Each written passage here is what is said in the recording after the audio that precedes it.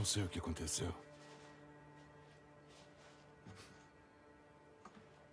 Era pra eu levar ela pros vagalumes e ir embora. Você atravessa meio país com a pessoa.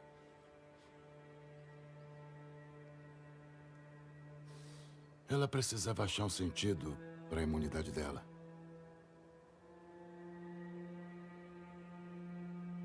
Acho que eu estava começando a acreditar nessa história de cura. Ou então eu só queria ajudar ela. Aí a gente chegou. Achamos os vagalumes. Graças a ela, eles iam mesmo produzir uma cura.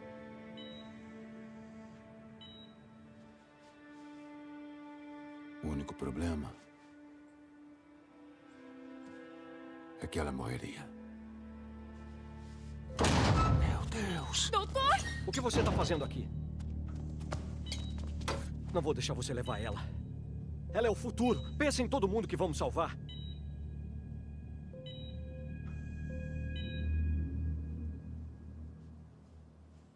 Caramba, Joel. O que você fez?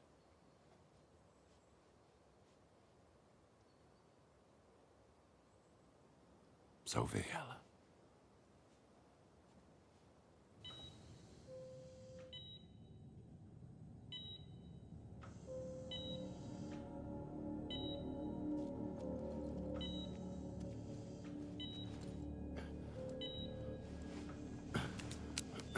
Vem, meu anjo. Tá tudo bem. Tudo bem.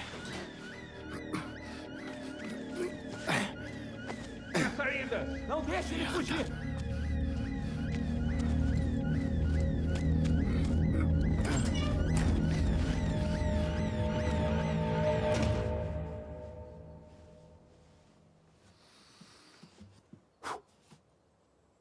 Caralho. Essa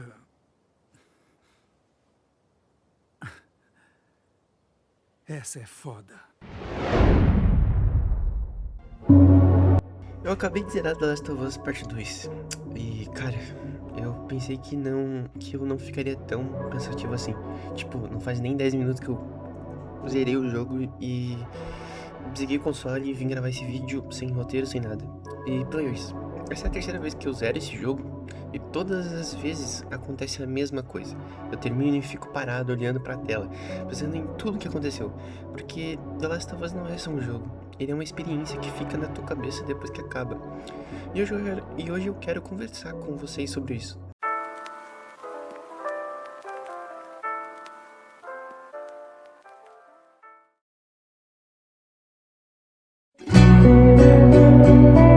Não é um vídeo analisando tecnicamente o jogo, não é um vídeo cheio de teoria, é mais um papo entre amigos, tá ligado? Um papo sobre o Joe, a Ellie, a Abby, sobre escolhas, sobre o ódio, sobre o amor e sobre o peso das consequências. Porque quando você junta The Last of Us 1 e 2, você percebe que na verdade eles contam uma única história enorme. Uma história sobre pessoas quebradas tentando sobreviver. E pra começar, a gente precisa voltar pro primeiro jogo. O primeiro The Last of Us começa de uma forma em que já te destrói emocionalmente, tá ligado? A gente conhece o Joe antes do mundo acabar e ele só é um pai normal tentando viver uma vida com a filha dele, a Sarah. Só que acontece o surto do fungo e o caos começa. O mundo acaba e em poucos minutos o Joe perde tudo. A morte da Sarah é uma das cenas mais pesadas da história dos videogames, porque ali você entende uma coisa: o Joe não virou um cara frio porque ele quis, o mundo quebrou ele. E os próximos 20 anos da vida dele são basicamente sobrevivendo, fazendo as coisas horríveis, se tornando uma pessoa completamente diferente, até que ele conhece a Ellie. A relação entre o Joel e a Ellie é facilmente uma das melhores relações já feitas em videogames. No começo eles não gostam um do outro. O Joel vê a Ellie só como uma carga, tá ligado? Uma missão. Só que conforme a jornada vai passando, algo começa a mudar.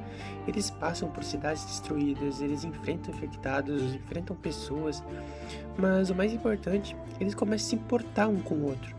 E aos poucos, aquela relação vai deixando de ser uma missão e vira algo muito mais profundo. Ele começa a ver o Joel como uma figura paterna.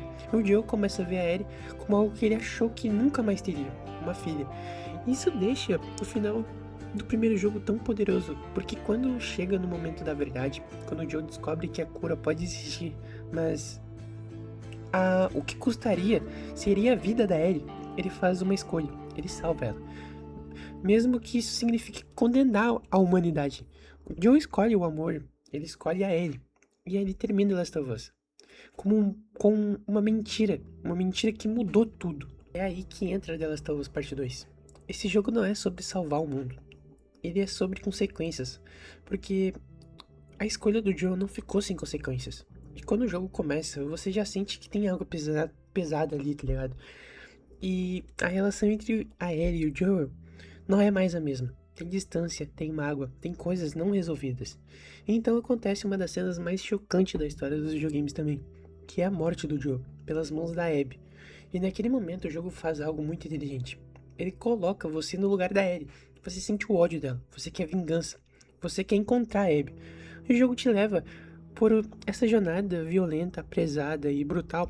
Só que no meio dessa história, o jogo faz algo que muita gente odiou, mas que pra mim é uma das coisas mais corajosas já feitas em videogames, tá ligado?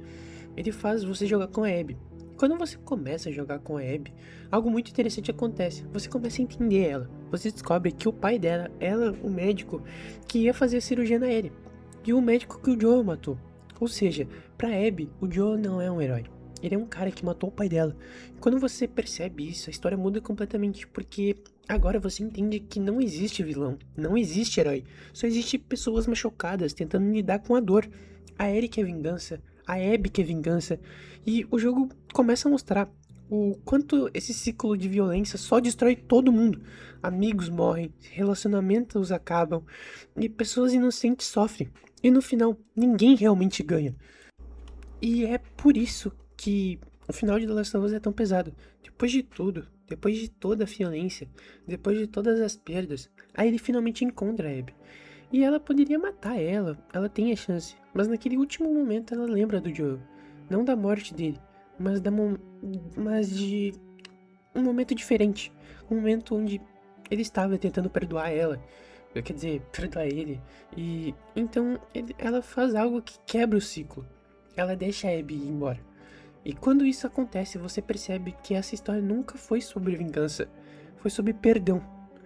Mas o mais triste é que quando ele volta pra casa, ela perdeu tudo. Ela perdeu amigos, ela perdeu a Dina e perdeu os 2 dedos. Ela perdeu a capacidade de tocar o violão, que era uma das últimas conexões que ela tinha com o Joel. E quando ela tenta tocar aquela música e não consegue, cara, aquilo dói. Porque naquele momento você percebe que a vingança custou tudo. E talvez seja por isso que eu sempre fico tão pensativo quando termino The Last of Us Part 2. Porque poucos jogos têm coragem de contar uma história assim. Uma história onde ninguém vence. Uma história onde o amor pode salvar, mas também pode destruir.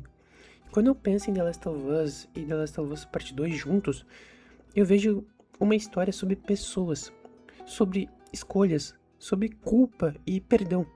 E sobre como às vezes tentar proteger quem a gente ama pode acabar criando tragédias que duram anos. E talvez seja por isso que esses jogos ficam tanto tempo na nossa cabeça. Porque no fundo, eles não falam sobre zumbis. Eles falam sobre a gente. E é por isso que eu amo The Last of Us. Deu muito trabalho pra fazer esse vídeo, principalmente pra falar o que eu tô sentindo agora, porque eu tô sem roteiro, sem nada. E acho que é isso. Aqui quem falou foi o John. E eu vou parar com esse take.